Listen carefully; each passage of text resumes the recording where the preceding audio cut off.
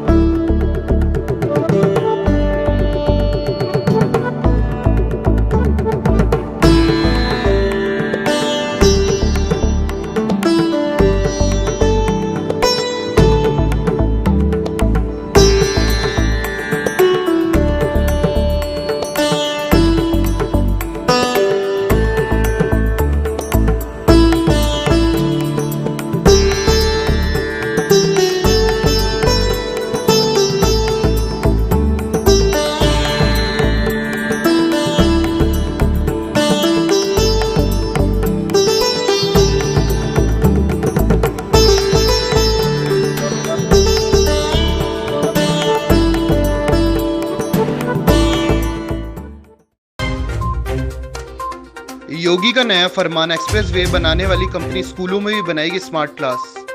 UP सरकार vaccination पर हुई गंभीर, अपने लक्ष्य को बढ़ाकर किया 3 करोड़। केंद्रीय सीटीईटी की तर्ज पर यूपी सरकार भी टीईटी प्रमाण पत्र वैधता पर आजीवन के लिए कर रही है विचार।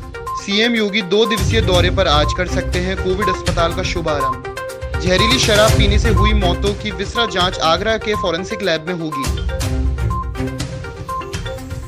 राज्य मानव अधिकार आयोग के नए अध्यक्ष बने जस्टिस BK नारायण। यूपी में फेरबदल की लगाई जा रही सभी अटकलें दूर। उत्तर प्रदेश में जुलाई से खुलेगा देश का पहला वर्चुअल मॉल। यूपी के सीएम योगी आदित्यनाथ का 49वां जन्मदिन आज, बधाइयों का लगा तांता। यूपी सरकार ने अंतर्राज्यीय बसों की आवाजाही पर रोक को बढ़ाकर 15 जून किया। और अब खबरें जानते हैं विस्तार से।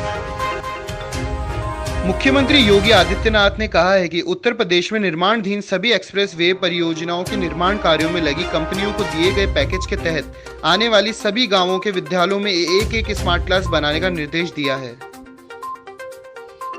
उत्तर प्रदेश में योगी सरकार ने जून के मुकाबले जुलाई में 3 गुना टीके लगाने का लक्ष्य रखा है, अर्थात 1 करोड़ से बढ़ाकर 3 करोड़ किया है। इससे यूपी सरकार के टीकाकरण में तेजी देखने को मिली है। जैसा कि विदित है कि प्राइमरी व उच्च प्राथमिक विद्यालयों में लगने वाले शिक्षकों के लिए शिक्षक पात्रता परीक्षा पास करना जरूरी होता है, जिसकी वैधता केंद्र सरकार ने हाल ही में आजीवन कर दी है। इसी तरह योगी सरकार भी आजीवन वैधता पर विचार कर रही है।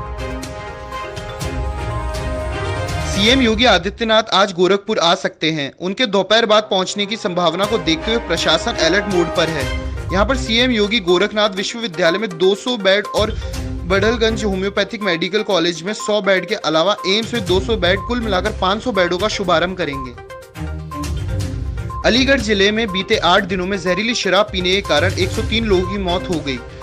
उनके बिस्तरा सैंपल आगरा के फॉरेंसिक लैब में भेजे गए हैं, जिससे इन मौतों की सही कारण पता चल सकेगा। राज्यपाल आनंदीबेन पटेल की ओर से जारी नियुक्ति पत्र के अनुसार उनकी नियुक्ति कार्यभार ग्रहण करने से 3 वर्ष तक या 70 वर्ष की आयु में से जो पहले हो तक के लिए की गई है। जैसा कि विदित है कि न्यायमूर्ति बालाकृष्ण नारायण 12 वर्षों के सफल कार्यकाल के बाद पिछले साल जुलाई में इलाहाबाद हाई कोर्ट से सेवानिवृत्त हुए थे। आरशी हत्याकांड का फैसला भी सुनाया था। सूत्रों के मुताबिक पार्टी मौजूदा नेतृत्व के साथ ही चुनाव मैदान में उतरेगी। हालांकि कोरोना काल के संक्रमण को देखते हुए मंत्रिमंडल में फेरबदल हो सकता है। यदि ऐसा होता है तो AK शर्मा को अहम जिम्मेदारी मिल सकती है। उत्तर प्रदेश में जुलाई से देश का पहला वर्चुअल मॉल खुलने जा रहा है। फिक्की के प्लेटफॉर्म को वर्चुअल मॉल के लिए इस्तेमाल किया जाएगा। इसमें 1000 दुकानें एक बार में नजर आएंगी, जिससे क्रेता और विक्रेता दोनों को लेन देन में आसानी होगी। आज यूपी के सीएम योगी आदित्यनाथ के 49वें जन्मदिन पर देश के रक्षा मंत्री समेत राज्य के दोनों डिप्टी सीएमओ ने ट्वीट करके कहा है कि उत्तर प्रदेश के अत्यंत कर्मठ और लोकप्रिय मुख्यमंत्री, जो कि प्रदेश के विकास और जन कल्याण के लिए समर्पित भाव से काम कर रहे हैं, उन्हें बधाई देते हुए कहा है कि ईश्वर उन्हें स्वस्थ रखे और दीर्घायु प्राप्त करे।